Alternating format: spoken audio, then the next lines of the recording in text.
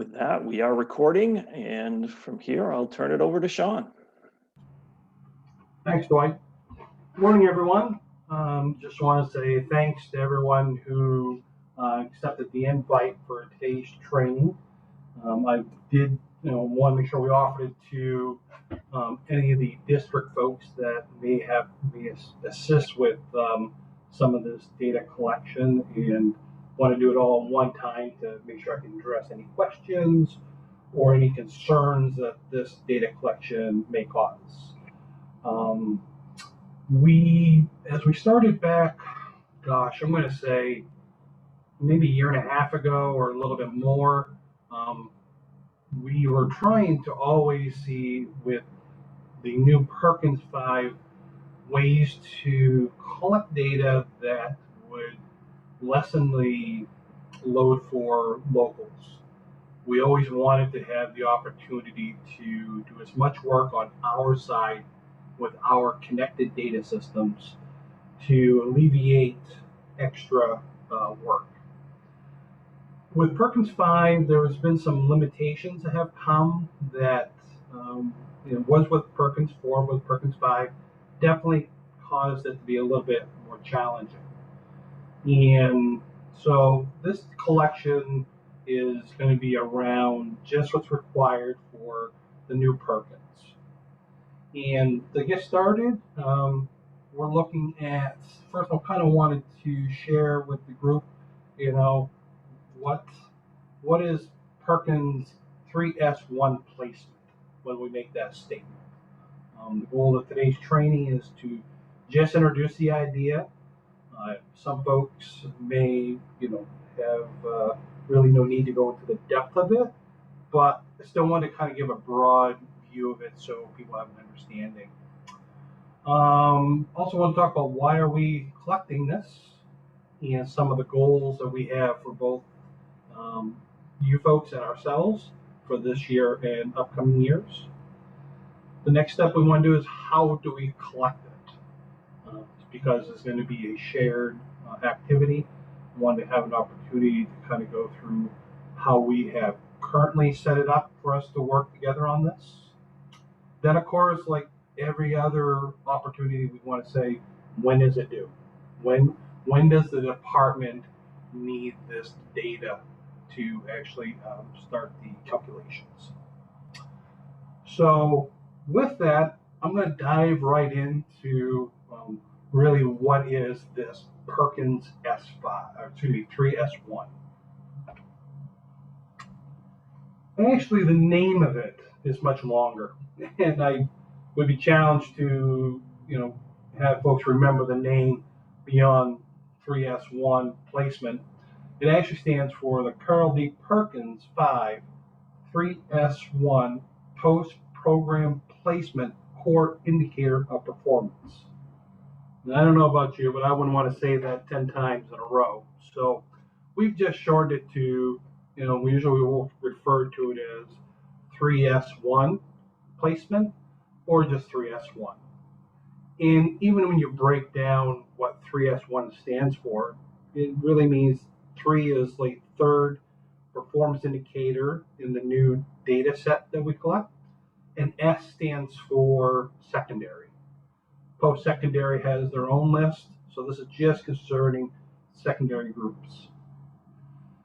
This indicator is really trying to figure out what are your students doing once they leave your schools. So the goal of this indicator is to try to measure what are the students doing the second quarter after they leave secondary education. What are they involved with? So when the feds created this performance indicator, they wanted to focus on really several areas. Instead of a very broad view of what students are doing, they really wanted to measure certain areas to see if there's been more activity in just the core, what they consider like the core areas where CTE makes a big impact. And those impacts, or those areas of impact, I really list that out as post-secondary education, students going on to continue their training and secondary um, start with us to see what other opportunities post-secondary has. Advanced training, here in Maine, we consider that to be like if a student is taking an apprenticeship, if they've actually left our programs and continue on in a local apprenticeship program. A great example of that, in some parts of the state, they have a very large, we'll say, um, electrical unions or plumbing unions, and they have official um, apprenticeships students can enter in those areas. So here in Maine, we consider advanced training to be just that, apprenticeships. Another great one that we've always had a hard time to kind of measure is military service.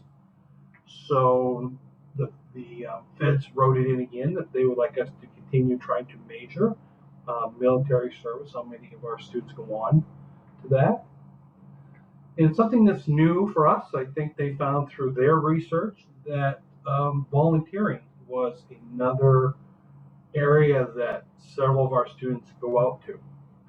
So within this indicator, they asked us to measure how many students are involved with the Peace Corps and those activities. So it's another great opportunity that historically we weren't able to capture or count as a possibility.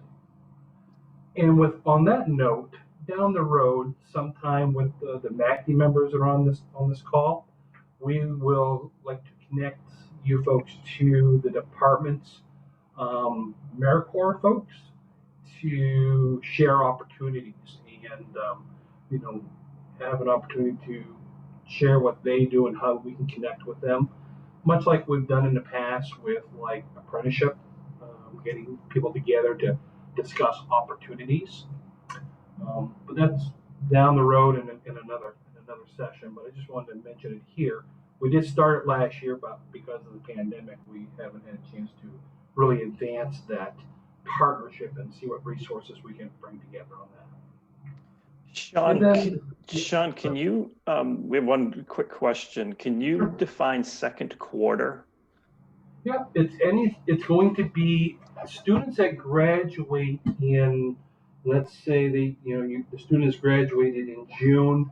We look to the following April. What are they doing? What are they engaged in? Are they engaged in one of these areas? So when we look at, we'll get into this a little bit later on, but when we look at this data set, we're not looking at students that are this year. We're looking at a previous school year set of students. So, yeah, and we follow what the traditional second quarter is for the yearly calendar. And that actually opens up to why we are introducing this now. And we did want to open this up probably 3 weeks to a month ago. We're hoping to get this training out to you folks, but just some internal things have kept us from getting it done. Because we want to give you folks the most time we can on this activity. So I'll continue. So with this indicator 3S1 and the reason why we're collecting it, from this chart, you can see this is how the formula is calculated. It calculates looking for students who were part of the different activities on the left, and how many of our concentrators were part of that versus the total number of concentrators. And these are all students who have left secondary education, as that, like when they graduate or decide to leave school, these are all considered to be conditions when they have left secondary education. The department currently has the data on the excuse me, on the right as part of your normal submissions. We have that the students that meet those criteria were able to calculate that. But through different activities, Dwight and I have reached out to a couple different departments throughout the state, and we will continue so. But as of right today, we haven't been able to secure a method to collect what the information you're seeing on the left of the screen. We can get some of the post-secondary information by using the student clearinghouse, which we will continue to do. But beyond that, we have a harder time. And most of that is related to because the students have left, and it's challenging for us to continue that collection. As you can see, as most of you folks do MELMAC grants, and this is the same kind of concept. They ask you to work with students that have left, in follow up. This is a very similar situation to that.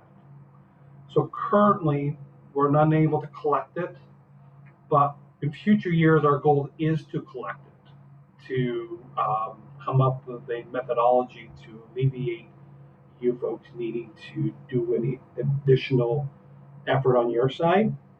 And that really does boil around the need for student social security numbers, and cross-referencing that to other databases within the state of Maine systems to gather the data that we need to calculate this. So for this year, we fell short, and we do apologize. We wish we could have done more, but we will continue to do so in the future.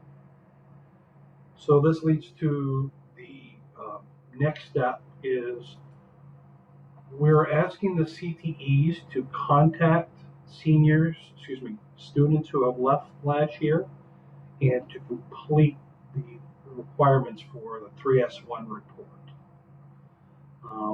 We have no expectations of how you contact them.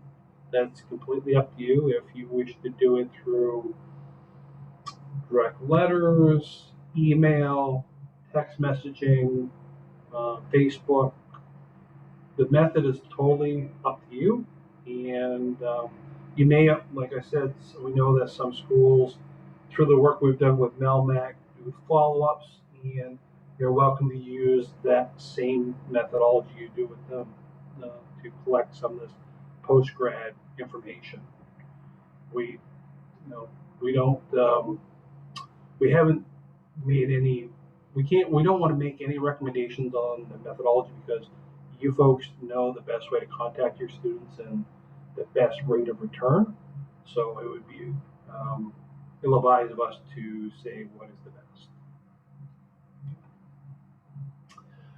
With this information, the overall process is just one question. It isn't. We're not looking for you to collect any deeper activities other than exactly what the law is requiring us to look at. So we created this one statement here, one question that would satisfy this, and it's basically asking for the student to give you, from the list provided, what is their current situation? Are they going to college? Are they in an apprenticeship program? Have they joined the military? Are they volunteering with the Peace Corps? Or are they out in employment? Are they actually out working in the field? Now, there are opportunities, like probably many of us remember we were in college and we were going to classes and working part-time. The feds are not allowing us to count students twice or to assign like a percentage of time to different activities. For example, let's say a student is working part-time and going to college. So, they may be doing 40-60 split. Well, the feds are not allowing us to report anything like that. So we're asking just for the student to select which one of these given opportunities are they doing the most time in? Which one's consuming most of their energy and time is about the best way to select it. And we also added in this a not listed category. And we added this because we know the pandemic has risen some false concerns out there that students might be taking, a year off between activities. Students might be volunteering, but in a different area beyond the Peace Corps. So we want to put this category in there as well to limit the data set a little bit to allow us. Maybe we need to look at that deeper down the road, and maybe down the road, if we do this, we would ask them to please share with us what you're doing so we can get a better idea. But that would be something above and beyond what we currently need just for the minimum requirements. So we're just sticking to this. So the survey would be a one-question survey to your students, asking for them to select one of these possible from like a drop down or some way to respond if they're doing one of these activities, or the one not listed. Totally up to them. Sean, we had a question about Peace Corps, whether it's or if it's AmeriCorps. Yeah. And didn't know what if the feds use the term Peace Corps. AmeriCorps is kind of like the entity that, from our understanding, is the entity that controls the Peace Corps. There are different subgroups of that. Currently, right now, that's our understanding, Peace Corps is the focus of it. But I have got an email out and looking at a little bit more depth on that to say if there, I think there's also like a senior section of that, but from our understanding, it's only for people that are above and beyond what we would consider secondary students have left school, so it would not qualify as much. So that's why we left it at Peace Corps. But I do have an email out looking for a little bit more depth on that, but I believe we're still in line with what we have. Okay, because there was some question. Some with Peace Corps require a college degree, so it sounds like you're just researching to find out what all those levels are. Yeah, this same list is going, goes out to secondary. They're majoring on this as well. I mean, post-secondary. But this is looking at anyone who's in the group of the, I want to say the different levels of the Peace Corps Act. So we shortened it to just say the Peace Corps, and those are registered members, and that's another data set that we have here in Maine that we're trying to work with them to see if there's some way for us to identify your students that have done that as well. But currently, right now, we haven't been able to do that at this time, because that requires Social Security numbers as well.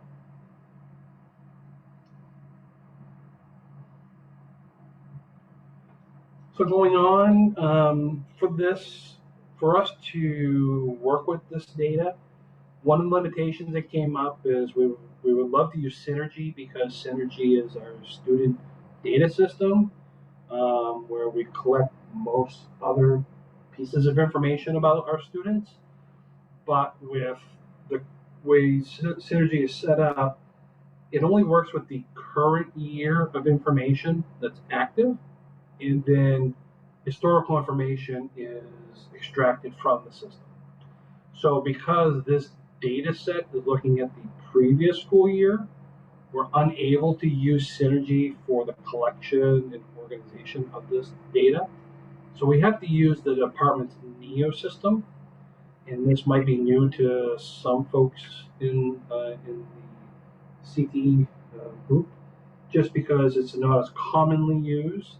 It's used a lot on the district sides, but we were able to use the same resources that NEO provides to create the student list that you would need to contact.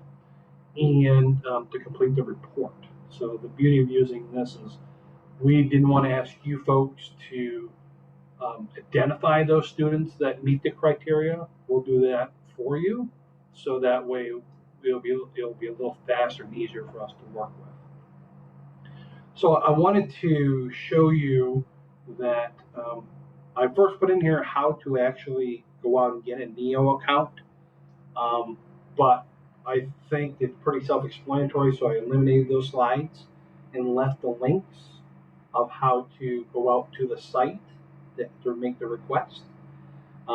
It is just looking at your name, what school you're from, and the level of data you need, which I'll mention in a moment. But also the help desk. The help desk is very, very willing to help to walk people through that process. So if you contact the help desk like you normally would for collection concerns, they're able to actually help you with that too.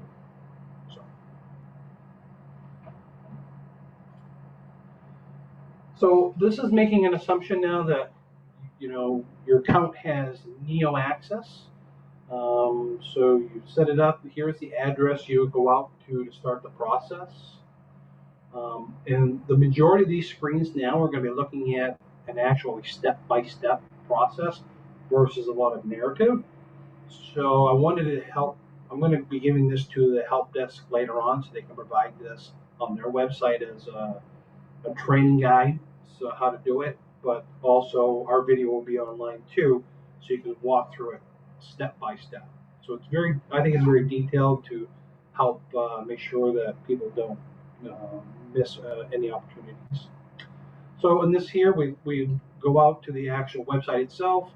We would click the second or the click here to log on link. At that time, you would go ahead and enter in your username and password that has been set up for you through your NEO request. Those come directly to you, and we would click log on, or log in this case, I'm sorry. Here is the next screen that you're presented. It has what we call the toolbar at the top.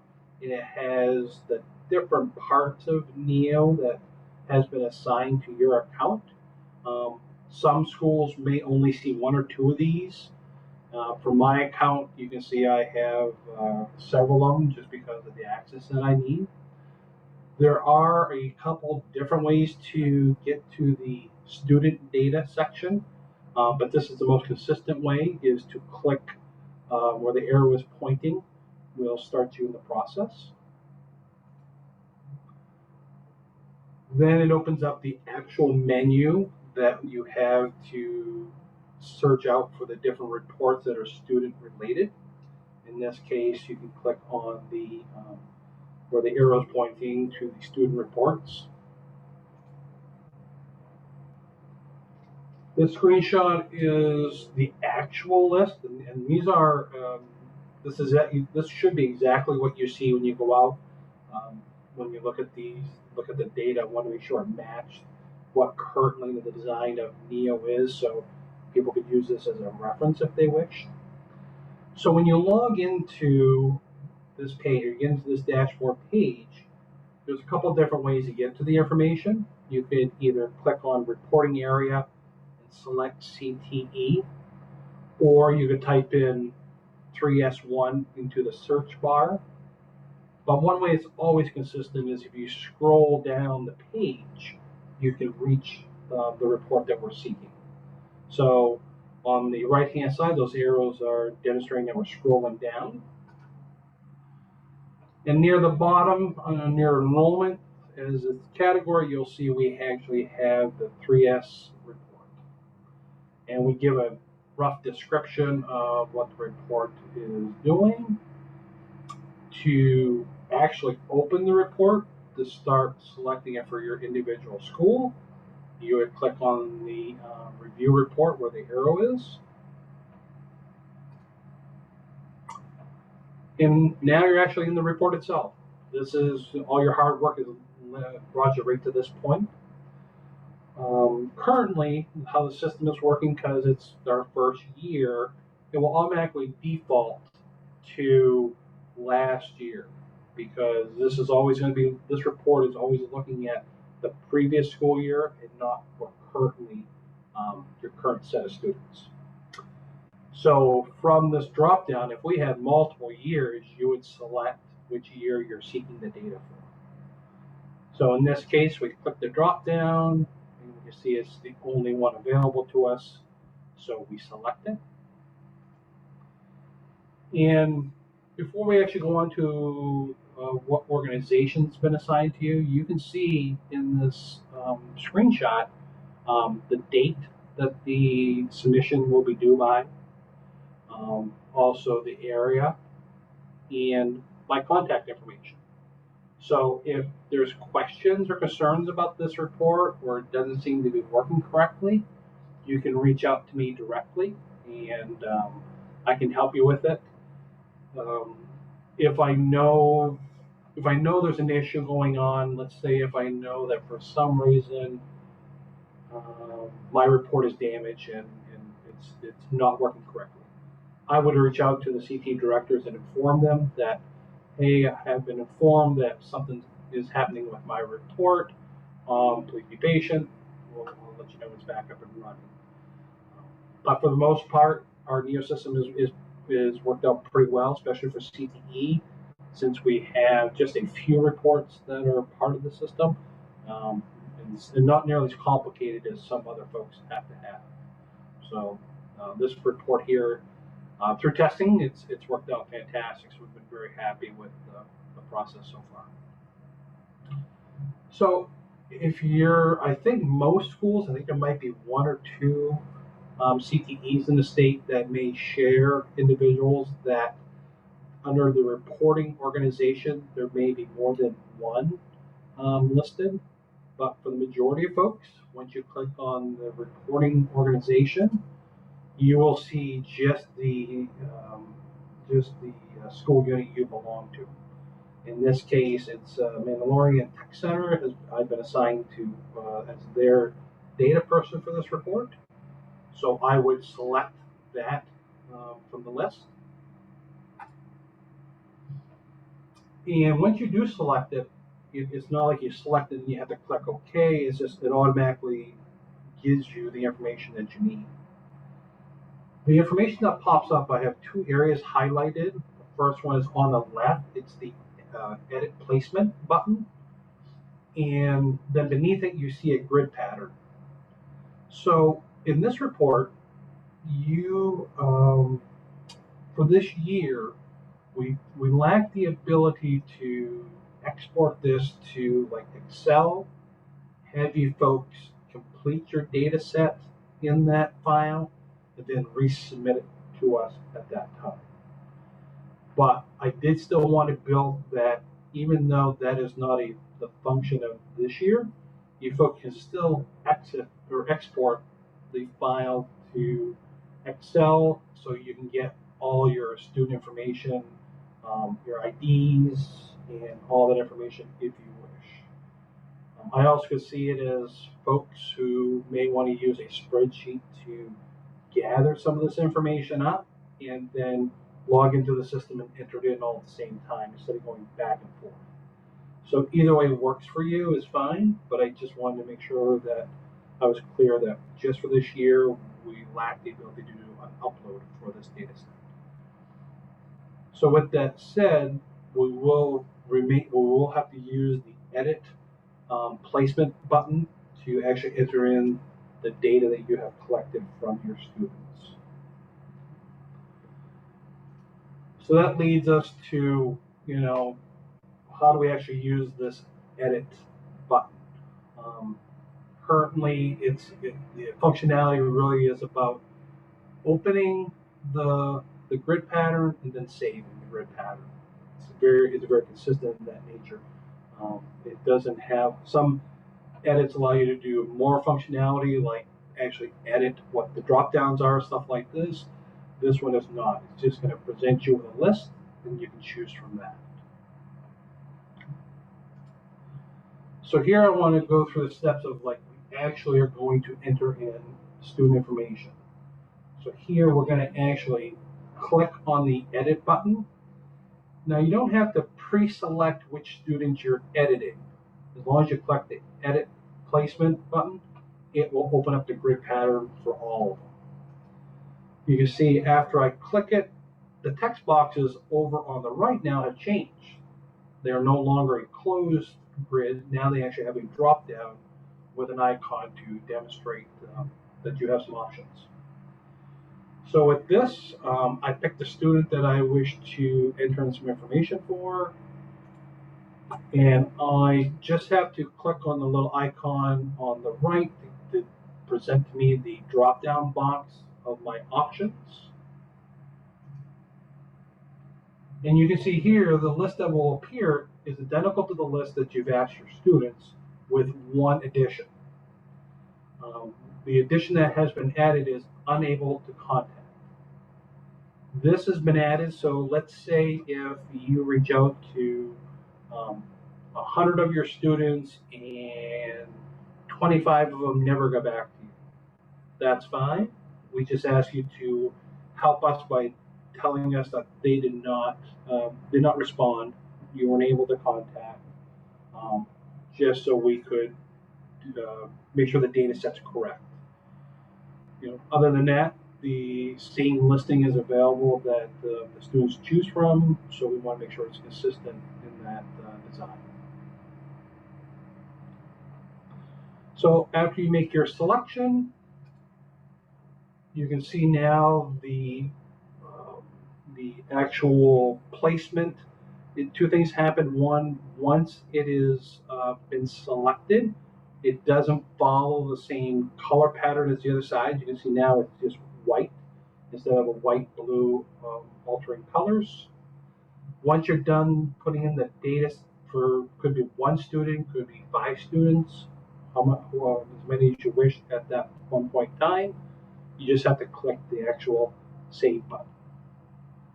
The save button will save whatever you have put into the system since the last time you saved, and it'll be there for the next time it comes up, in case there's any kind of changes you need to do, or you're just going to have to continue on from that point. The only difference is, I guess, if you look at it through the system, is I apologize, I didn't think of actually adding the screenshot, but let's say in this pattern here, this grid pattern, that you had filled in 2 out of the 3 students. So you filled in the first one and the second one and the third one was this post-secondary. You hadn't made a selection yet. So if you were to click the edit button, you then could go ahead and make that selection to post-secondary. But if you didn't know it, you just say save, and then it would revert back to just being a blank box again if you didn't enter in anything. The difference is if you did select, let's say, we'll use the top one as an example, you picked military service, you saved it, then you come back and then you want to change it, you could. But you could never leave it blank again. Once it's taking off, once you've actually removed from a blank drop down to assigning it a value, it will always have to have a value after that. And the system will just warn you saying unable to save until selection is done.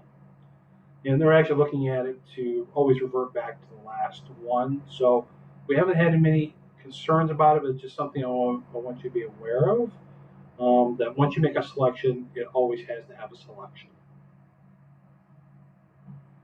So with that said, we go ahead and save, and everything's fine and dandy. But if you do ever want to make a edit to an individual record, you can just click on the edit placement button again and make that change at any time, and then save the record after that. At that point, the record again is locked in place. It's good to go. Then after when this is closed, we will look at going through that data set and organizing information to do the rest. So kind of finishing up the details here. The report is open now. We have it opening up. Like I said, our goal was to do this a couple weeks ago, and I apologize that we weren't able to get to it a little sooner. But it is open now. This year, even though you can export the data from the sheet and look at it, we just don't have the ability to upload yet. All the details we're asking to be done by June 30th, so it gives you some time to contact students and get it to us. We're hoping that we don't have to use this process next year, but if we do, we should be able to open it up even earlier now that the programming is done and it's designed. Just depending on when it would open up, it'd probably open up around April 1st, just because of the second quarter. But we're hoping that even when we talk to the programmers and everybody, we're hoping that we can continue to find an automated way to do this, so we don't have to do this in future years. But we're using this as our backup plan just in case we're unable to do so. And that is the overall new report that we're using. I want to say the hiccup is always going to be how the students respond to you. The team, we've talked about it, and we're not making any requirements that you've got to try to contact the students 3 times and then you can give up, or 10 times and give up, or some CTEs in other states, they actually offer gift cards to students to complete this data, or kind of like a lottery system. They complete the information. The name goes in for a new iPad or something. That's how other states have collected this information for years. We are not asking for you folks to do anything of that nature, and we're hoping to continue working with our state partners to find a better method that we won't have to ask you to do this in the future. With that said, is there any questions that I can answer directly before I give it over to Donna? I have one question. Sure. You said it's the second quarter is what they're doing in April following their graduation year. Is that what you said? Correct. Yeah. So I guess my only question is, a lot of us do this for Melmac, but that's not when we contact them. We have to contact them for our December reporting. Can we use that data, or do we have to get all new data? You would have to. It is asking what is done in the second quarter, so you may be able to use the same contact information, the method you contact them, but it isn't looking what they're doing in December. It is looking what they're doing in April. Okay. And then as long as they're employed, it doesn't matter what they're employed doing? That's correct. Yep. Thanks for asking that. Yeah, if they're employed, there is no assumption that they had to stay in the industry that they did through their program. Just as if they're employed, that is what the goal is, to measure that. Correct.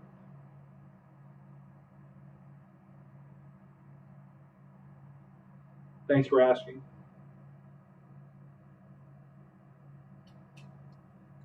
So we have another question. How does this information impact the Perkins allocations schools receive?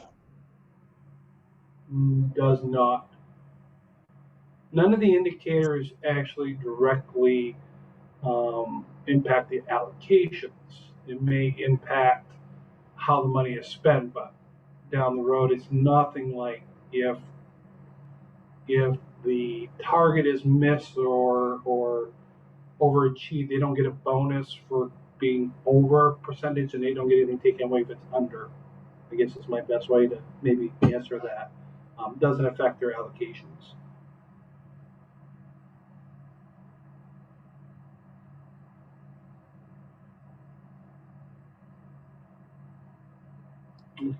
If any other questions come up, please feel free to shoot me an email or give me a call. I'm willing to talk one-on-one if you need some assistance or better understanding. Always happy to help. Hearing nothing else right now, I guess I will turn it over to Donna. Thank you, folks. Good morning, everyone. I am mainly just here to answer if you have any questions that have come up for your Perkins, either for FY21 or FY22. One follow-up with what Sean said, Perkins is a formula grant, so we're required to send out money based on the census data, safety data to each school. So we cannot withhold funds. For accountability, what would happen would be an improvement plan like you've done in the past.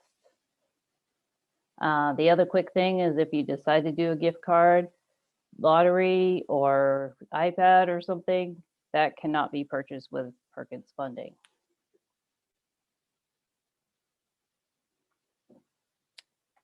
But other than that, I'm just here for questions if you have any.